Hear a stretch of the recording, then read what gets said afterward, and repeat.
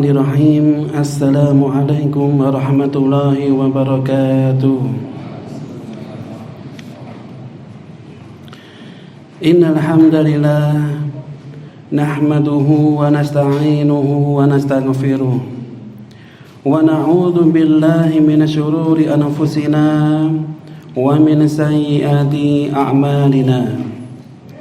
May yahdihillahu fala mudilla lahu wa may yudlil fala hadiyalah. Asyhadu an la ilaha illallah wahdahu la syarika lah wa asyhadu anna Muhammadan abduhu wa rasuluh, amma ba'd. Ma'asyiral muslimin, para jamaah hadirin yang dirahmati Allah Subhanahu wa taala. Alhamdulillah, pada kesempatan yang mulia ini Allah Subhanahu wa ta'ala melimpahkan taufik dan juga rahmatnya kepada kita semuanya, di mana pada hari yang mulia ini kita masih bisa menjalankan di antara kewajiban kita, yaitu kewajiban untuk senantiasa menuntut ilmu. Kemudian salawat dan salam senantiasa tercurahkan kepada junjungan Nabi kita, Nabi Muhammad sallallahu alaihi wasallam, beserta keluarganya, sahabat-sahabatnya, dan juga orang yang senantiasa meniti jalannya.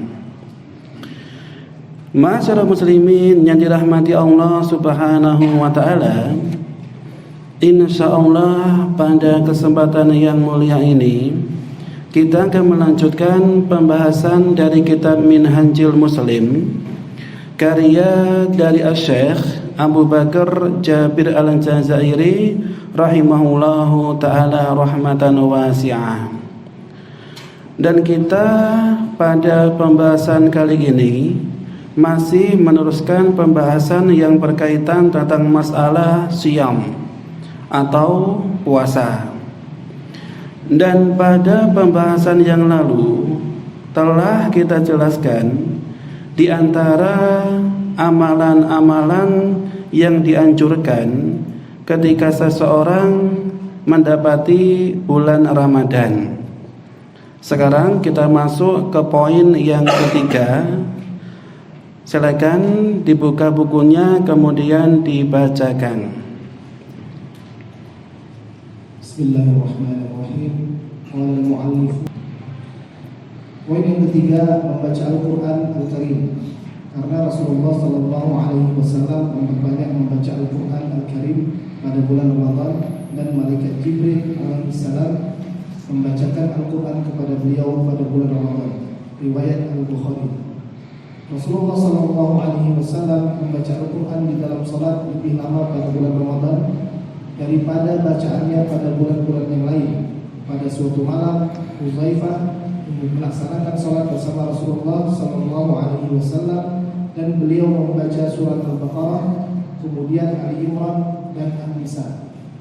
Setiap kali membaca ayat yang memberikan peringatan tentang sesuatu yang menakutkan, beliau berhenti sejenak untuk berdoa. Tidaklah beliau melakukan salat melainkan 2 rakaat sampai Bilal datang dan mengumandangkan azan untuk salat, sebagaimana disebutkan dalam hadis sahih Muslim nomor 772. Rasulullah sallallahu alaihi wasallam juga bersabda, "As-siyam wal Qur'an yashfa'an lil-'abdi yawm al-qiyamah. Yaqulu as-sawmu rabbi mana'tuhu at-ta'ama wash-sharaba bin-nahar, wa yaqulu al-Qur'anu mana'tuhu an-nawma bil-laili fashaffi'na bihi." Puasa dan Al-Quran akan memberi syafaat kepada seorang hamba pada hari kiamat. Puasa berkata, "Wahai Rabb, aku menahannya dari makan dan minum pada siang hari."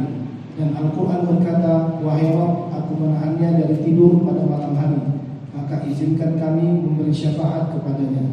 Nah, ma'asyiral muslimin yang dirahmati Allah Subhanahu wa taala, dikatakan oleh sang penyusun kitab ini rahimahullahu ta'ala rahmatan wasi'ah, di antara ibadah-ibadah yang dianjurkan ketika seseorang mendapati bulan Ramadan, yang pertama itu adalah hendaknya dia memperbanyak sedekah. Dan yang kedua, hendaknya dia melakukan qiyamul lail. Dan yang ketiga, hendaknya dia memperbanyak tilawatul Qur'anil Karim, yaitu membaca Al-Qur'anul Karim. Dikarenakan Nabi SAW ketika datang kepada beliau bulan Ramadan, maka beliau yukthir min tilawatil Qur'anil Karim, memperbanyak untuk membaca Al-Qur'anul Karim. Dan juga ada suatu riwayat, ya, sebagaimana riwayat dari hadis Imam Bukhari, wa kana Jibril alaihissalam yudarisuhul Qur'an fi Ramadan, bahwasanya Jibril beliau telah mendatangi dan juga mengajarkan Al-Qur'an dan membacakannya kepada Nabi sallallahu alaihi wasallam setiap datang bulan Ramadan. Jadi ini dianjurkan kita untuk memperbanyak membaca Al-Qur'an, lebih-lebih ketika datang pada bulan Ramadan. Kemudian wa kana sallallahu alaihi wasallam yutilul qiraah fi qiyami Ramadan, bahwasanya Nabi sallallahu alaihi wasallam ketika beliau melakukan qiyamul Ramadan atau melakukan qiyamul lail, entah tarawih ataupun tahajjudan, beliau memanjangkan bacaan suratnya, ya, memanjangkan bacaan suratnya. Sebagaimana ada satu riwayat dari sahabat Hudzaifah bahwasanya suatu malam bahwasanya Nabi pernah sholat malam dan beliau membaca surat Al-Baqarah, kemudian Ali Imran, kemudian surat An-Nisa. Ya, ini contoh dari Nabi Sallallahu Alaihi Wasallam. Jadi beliau ketika melakukan qiyamul lail, maka bacaannya itu panjang. Ya, Al-Baqarah, Ali Imran dan juga An-Nisa. Ya, ini panjang. Kenapa ya ikhwah? Dikarenakan Nabi Sallallahu Alaihi Wasallam pernah mengatakan dan bersabda, afdalus sholati tulul qunut, bahwasanya sebaik-baik salat itu adalah salat yang panjang berdirinya atau panjang pembacaan suratnya. Ini salat yang paling utama.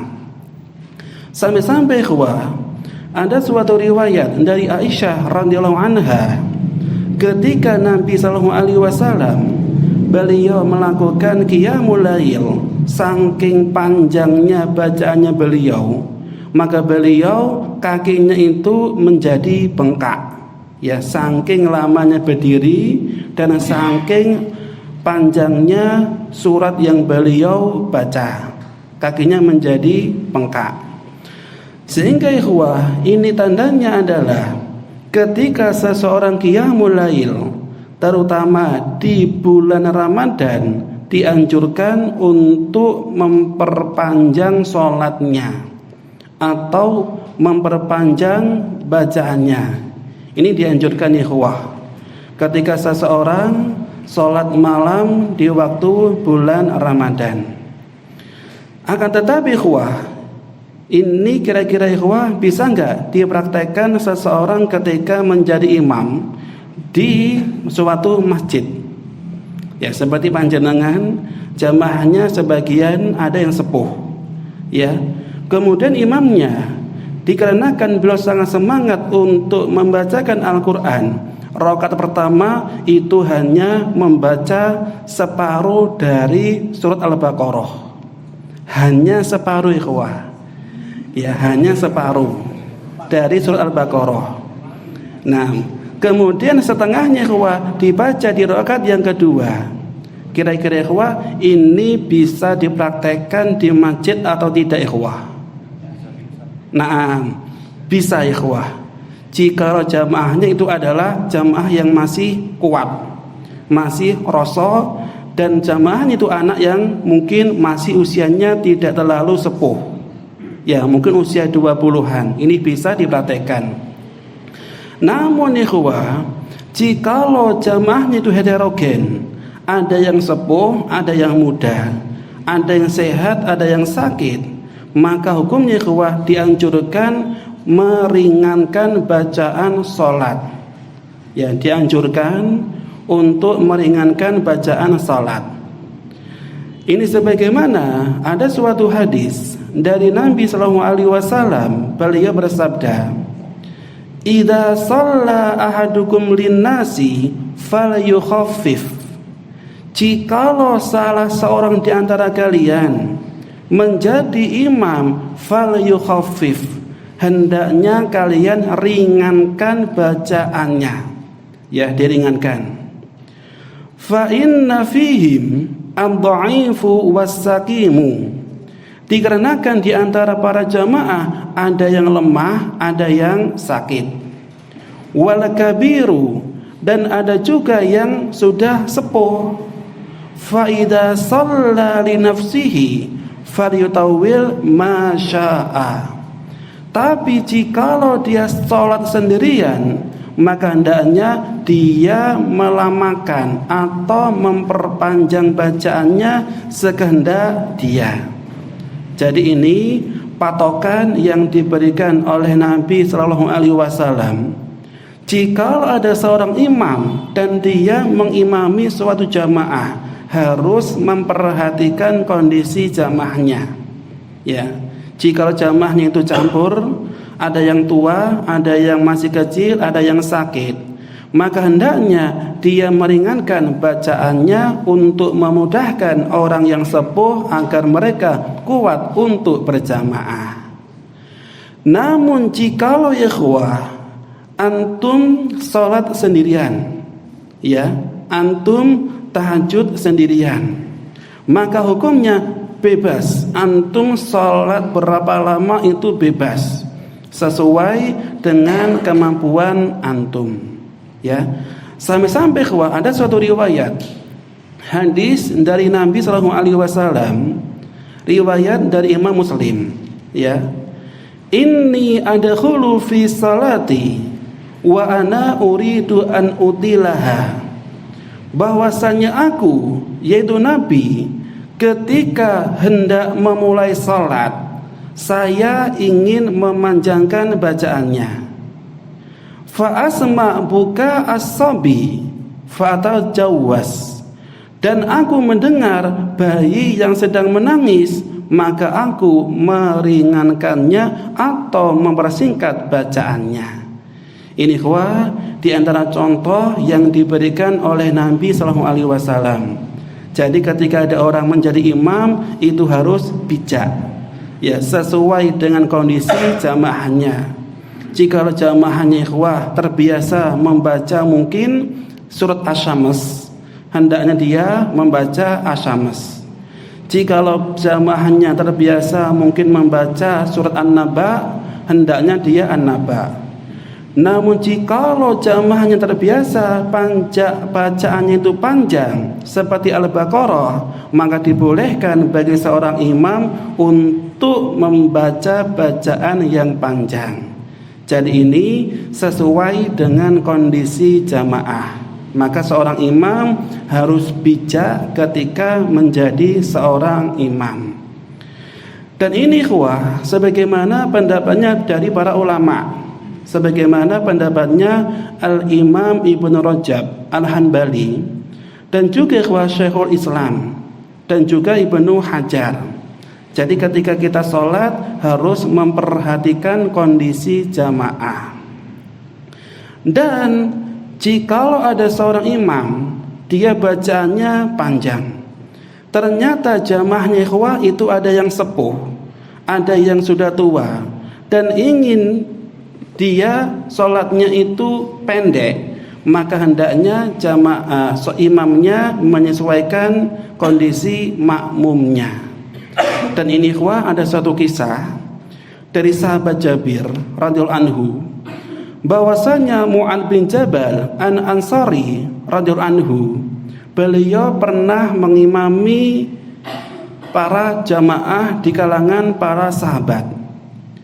Kemudian Mu'adz ikhwah, beliau memanjangkan bacaannya, salatnya panjang, sampai-sampai ada salah satu seorang yang dia itu mufaraqah.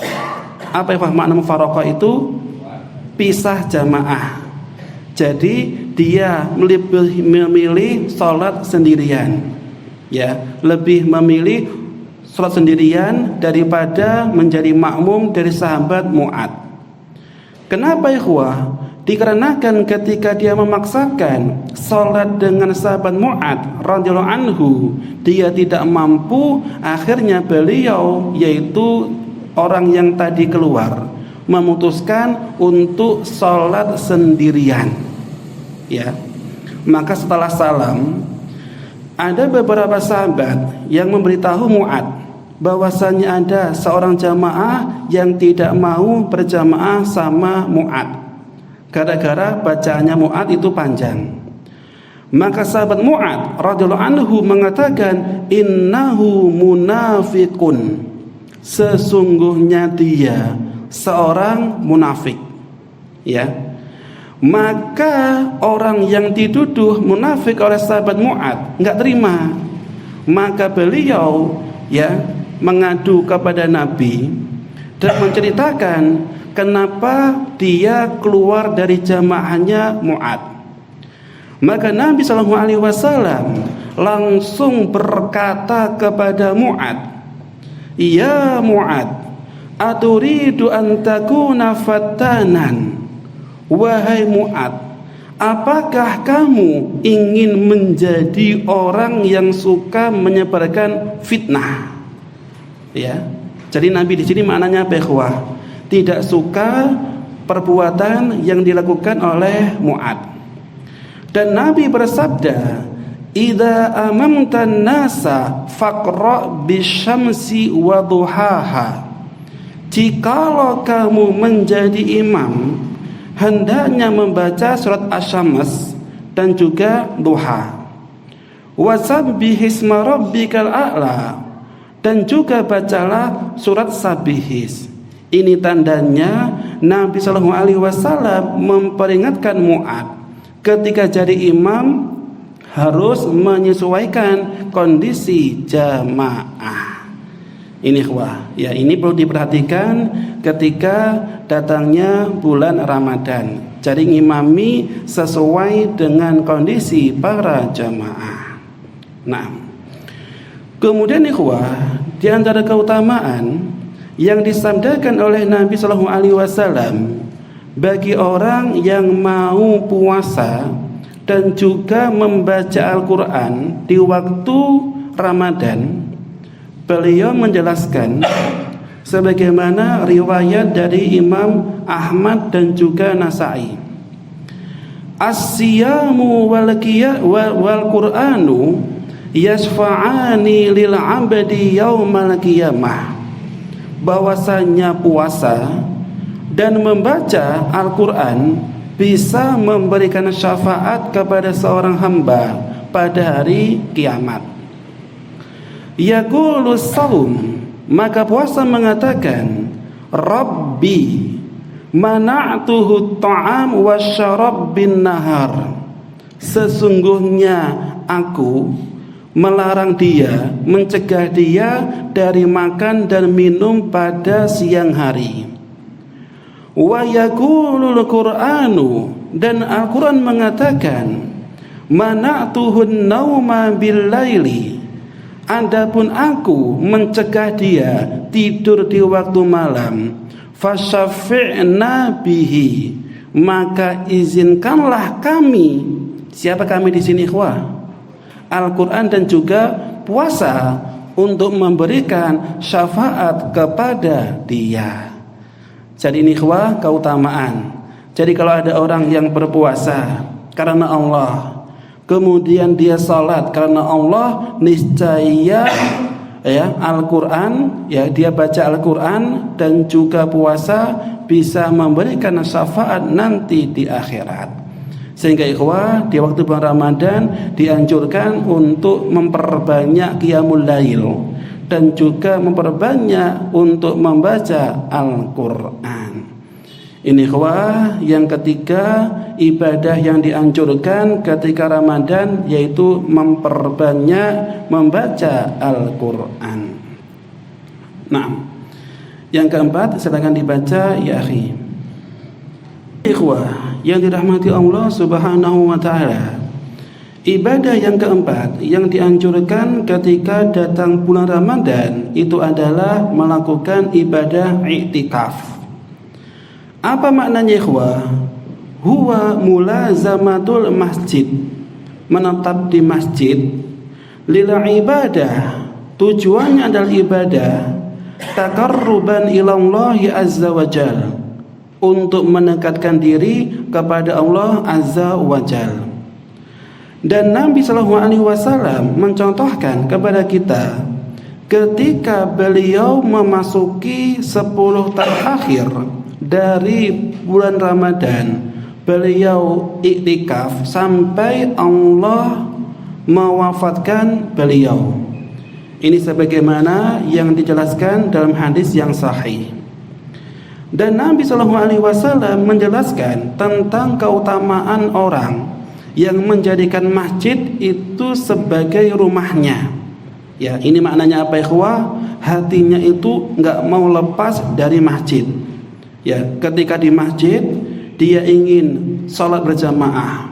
Ketika di masjid dia ingin menjadikan masjid untuk tempat mencari ilmu. Maka Nabi bersabda, al-masjidu baitu kulli taqiyin.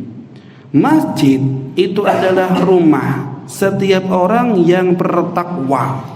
Ya, jadi orang yang suka menjadikan masjid sebagai tempat ibadah dan juga mencari ilmu, maka termasuk kategori orang yang bertakwa.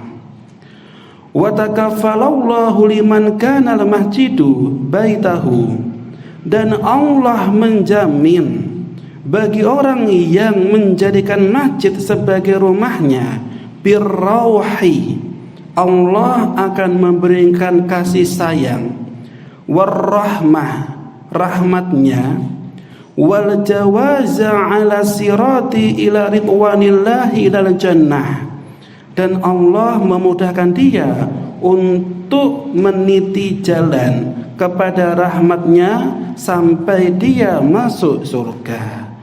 Ini ikhwah, diantara ibadah yang keempat yaitu i'tikaf, menjadikan masjid sebagai rumah yaitu untuk beribadah kepada Allah azza wa jalla. Yang terakhir silakan dibaca poin yang kelima. Poin yang kelima, umrah, yaitu melakukan. Kemudian ikhwah, yang kelima yaitu ibadah umrah. Ya, ini bermakna ziyaratu baitillahil haram litawafi wassa'i, berkunjung ke rumahnya Allah dengan tawaf dan juga sa'i pada bulan Ramadan. Ya, jadi ikhwah di sini umrah itu dianjurkan di luar Ramadan ataupun di dalam Ramadan. Akan tetapi ikhwah, keutamaannya ketika dilakukan di Ramadan itu lebih afdol, lebih banyak pahalanya dan lebih bagus. Ya, makanya ikhwah, biasanya kalau umrah di Ramadan itu lebih mahal atau lebih murah ikhwah? Mahal. Karena apa ikhwah? Sesuai dengan ganjaran yang Allah berikan kepada hambanya. Dan di antara pahalanya ikhwah, jika ada orang yang umrah ketika Ramadan, sebagaimana sabda Nabi SAW, riwayat Imam Bukhari dan juga Imam Muslim, umratun fi Ramadan ta'dilu hujjata ma'i. Umrah yang dilakukan pada bulan Ramadan itu pahalanya menyamai seperti berhaji bersamaku. Masya Allah ikhwah, ya, berhaji bersama Nabi SAW. Ini saking besarnya pahala yang Allah berikan kepada orang yang umroh ketika Ramadan. Jadi pahalanya ikhwah itu seperti seorang hamba berhaji bersama Nabi sallallahu alaihi wasallam. Ya. Akan tetapi ikhwah, ini bukan maknanya gugur kewajiban dia haji, tidak. Ya. Maka dikatakan oleh Al-Imam Nawawi rahimahullah, maksudnya itu adalah pahalanya seperti haji bersama Nabi. Akan tetapi di sini tidak menggugurkan dia dari ibadah kewajiban haji. Ya, contohnya ikhwah ya, dia umrah di bulan Ramadan tahun ini, maka pahalanya seperti berhaji dengan Nabi. Namun ketika tahun depan qadarullah dia mampu untuk berhaji, maka kewajiban haji ini masih ada, walaupun sudah umrah ketika di bulan Ramadan. Jadi di sini pahalanya seperti pahala berhaji bersama Nabi sallallahu alaihi wasallam. Dan juga ikhwah, ada suatu riwayat bahwasanya Nabi sallallahu alaihi wasallam bersabda, "Ala umratu ilal umrati kafaratun lima bainahuma." Antara satu umrah dengan umrah yang lainnya itu bisa menghapus dosa di antara keduanya. Contohnya bagaimana ikhwah? Contohnya seperti jika ikhwah antum umrahnya tahun 2023. Ini umrah yang pertama. Kemudian qadarullah Allah takdirkan antum untuk umrah lagi di tahun 2030. Ini selisihnya berapa tahun ikhwah? 7 tahun. Maka dosa-dosa yang antum lakukan ketika 7 tahun ini antara dua umrah, niscaya Allah akan menghapusnya. Ya, ini diantara keutamaan melakukan umrah. Ya, jadi pahalanya sangat besar yang Allah berikan kepada orang yang mau melakukannya, terutama bagi orang yang mampu. Ya, bagi orang yang mampu. Nah, ini ikhwah di antara ibadah-ibadah yang dianjurkan ketika di bulan Ramadan. Kemudian ikhwah, kita masuk ke materi yang keenam.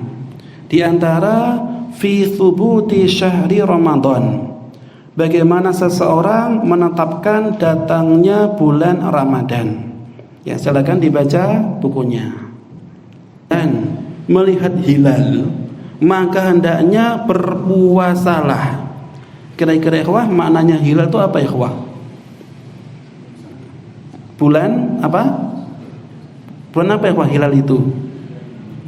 Jadi bulan ikhwah yang pertama muncul ketika datangnya bulan yang baru. Biasanya bentuknya bagaimana ikhwah? Celeret gitu ikhwah ya. Jadi nggak sempurna, celeret. Itu ikhwah namanya adalah hilal. Tapi jika ikhwah bulannya itu penuh, namanya apa ikhwah? Ini bahasa Indonesianya. Kalau bahasa Arabnya ikhwah, badrun. Ya, badrun. Jadi kalau badrun itu bulan purnama. Tapi kalau bulan yang pertama muncul di awal bulan, namanya itu adalah hilal. Dan biasanya itu seperti kayak garis seleret. Itu namanya hilal ikhwah. Sehingga jika ikhwah kalian melihat hilal, hendaknya kalian berpuasa. Wa idza ra'aitumuhu, dan jikalau kalian juga melihat hilal di waktu Ramadan, fa'aftiru, maka berbukalah. Ya, fa in humma alaikum fa'akmilul iddata salasina yauman.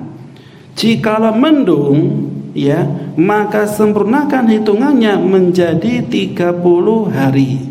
Jadi ikhwah, untuk menentukan hari raya atau Ramadan itu dengan cara melihat hilal. Jadi ketika hilalnya kelihatan di hari 30 Sya'ban, maka besoknya itu adalah bulan Ramadan. Jikalau hilalnya kelihatan di penghujung Ramadan, maka besoknya itu akan datang hari raya Idul Fitri. Ini landasan pertama yang menunjukkan penentuannya dengan cara menyempurnakan 30 hari Sya'ban jikalau mendung, ya, jikalau mendung. Dan yang kedua ikhwah, dengan cara ru'yatul hilal, melihat hilal, ya, melihat hilal.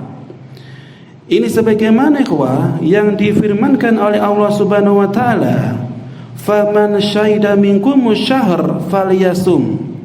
Jikalau kalian syahida, melihat hilal pada bulan itu, falyasum, hendaknya kalian itu berpuasa. Ini sebagaimana firman Allah dalam Al-Quran surat Al-Baqarah ayat 185. Jadi ini ikhwah, dua cara seseorang menetapkan Ramadan ataupun menetapkan hari raya, ya. Nah, kemudian bawahnya dibaca. Kepastian mengenai telah terlihatnya hilal atau bulan sabit cukup dengan kesaksian satu orang atau dua orang yang adil, karena Rasulullah SAW membolehkan kesaksian satu orang atas terlihatnya hilal atau ru'yah hilal pada bulan Ramadan.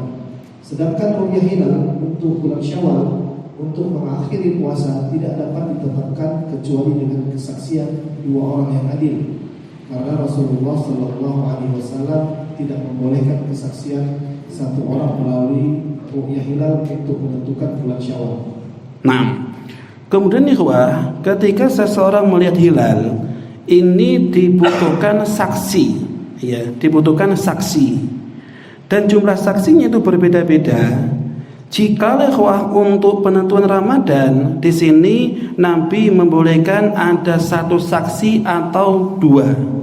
Ini untuk menentukan masuknya bulan Ramadan. Saksinya itu boleh satu, boleh dua. Ini sebagaimana riwayat dari Abu Dawud dan juga selainnya, dan ini hadisnya sahih.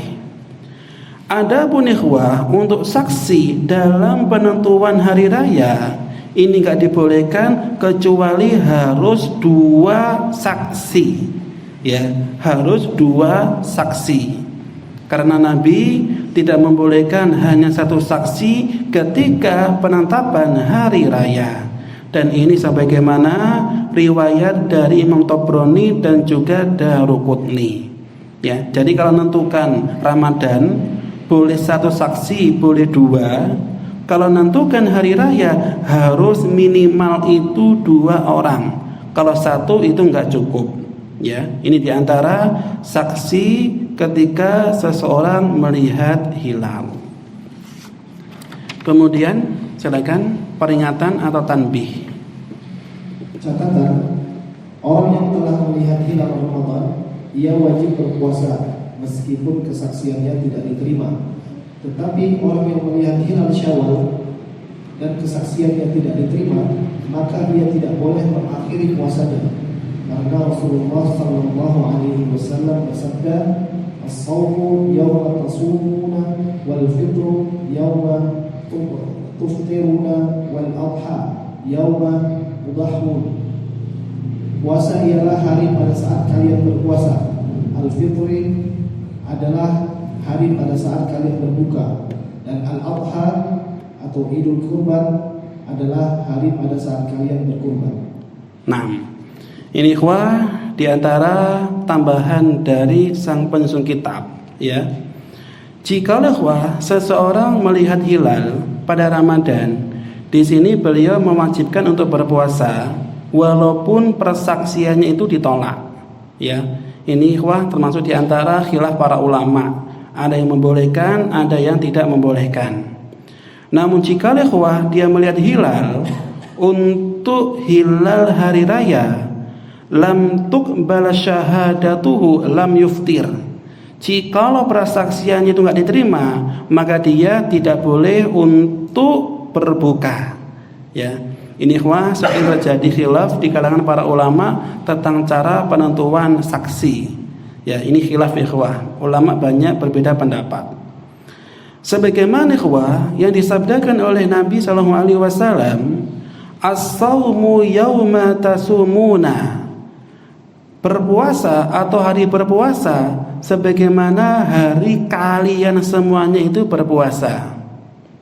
Wal fitru, adapun berbuka sebagaimana kalian semuanya itu adalah berbuka. Wal adha yauma tudhahun, dan hari raya kurban sebagaimana kalian semuanya berkurban. Ini ikhwah sedikit materi tentang masalah puasa dan juga penentuan kapan seseorang menentukan Ramadan dan kapan seseorang menentukan hari raya.